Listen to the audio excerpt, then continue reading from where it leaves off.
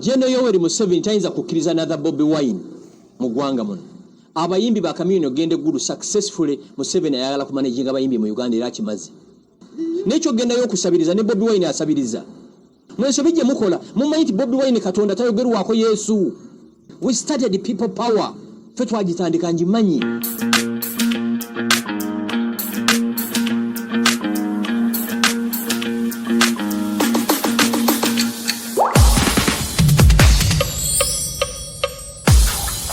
Ekisooka nze ndowooza nti gavumenti yakola ensobi y'amaanyi nnyo. Gavumenti yakuliyetinga Lumbuye Tumbuye siye muntu gwe tulina okudiscussinga. Unfortunately gavumenti yamukuliyetinga. It was a mistake for minister okumentinga ku mutumbaavu oyo. Okiwulira buli lwe mumwogerako mumuwa publicity gy'ateetaaga kubanga ye yalina target audience, a micro target audience. Bwe batandika okumwogerako kati ne TV zonna ne radio station zimukolaki zimwogerako. Okiwulira ndowooza. Unfortunately eggwanga lyafa mulowooza nti buli muntu ali ku social media alwanira ddembe ly'abantu. Bw'aba ali wano nga bwe nsuubira nti ali wano, to me atwalibwe mu kooti. Yes. Naye nga gavumenti yakuliyetinga omusajja oyo. Gavumenti buli lweremesa abantu abategeera okwogera ku radio oba ku TV, abatategeera bavaayo. Abatategeera be bavaayo bafuna abatategeera bannaabwe ne baba followinga. That's it. Nelson Mandela yagamba nti abantu abagezi ku kyalo bwe muli sirika abasiru bajja kuvaayo batandika okwogera ku kyalo, then basiru bannaabwe nabo babafu following. Gavumenti yamucreating etya. Gavumenti bwe tujja ffe ku radio ne tujja ku TV abantu banoonya gye bajja amawulire oba abantu banoonya gye bajja information.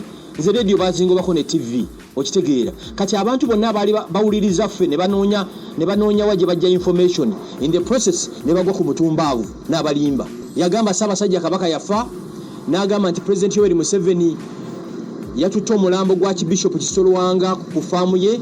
Bintu bingi nnyo, teri muntu successfully asize butwa.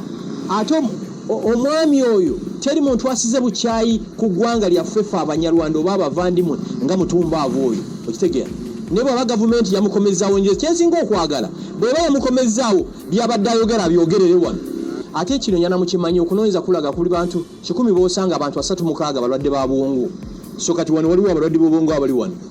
Okujjako nga toli mulalu oyinza okwogera ebigambo byadde ayogera. N'ogamba n'Abagereka wa Buganda malaaya. N'ogamba n'Abagereka yeetunda. Okitegeera ndowooza. So namwe abajjajjata opposition n'abajjajjata opposition ennyo mutuuke mwawule ekituufu ku kikyamu. Naye nga yali nsobi nnyo singa nze nali part of this government. Omuntu yalikoze comment ku mutumbaavu yali badde wuko owesigire. Oba omwogezi wa poliisi ekibuye si the whole minister.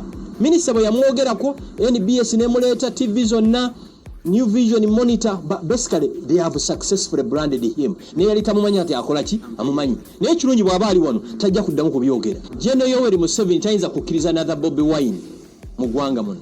Abayimbi ba Kamyuno ogende gulu successfully Museveni ayagala kumanaginga abayimbi mu Uganda era kimaze. That's it. Ate Saleta ina gyalaga n'ata delivering yagende Kasese yonna ironze NRM. Yagenze gulu yonna ironze ki? Abayimbi bonna mulinde 226. Tewali muyimbi agenda kuddamu kuyimba luyimba lukolokota government. Kuba bali ku payroll ya government kati. Nekyo gendayo okusabiriza ne Bobi Wine asabiriza. Yes, nupo efandingibwa bweru bazungu bagitekamu sente. Yes tazijja bweru. Mwenso bijje mukola mumanyi nti Bobi Wine Katonda tayogerwako Yesu. Yesu bijje mukola ki? We started the people power. Ffe twagitandika njimanyi. Teri atasabiza ne Museveni asabiriza. Museveni IMF mwa sente, World Bank mwa sente, nze sibeera mu bintu bitalina value.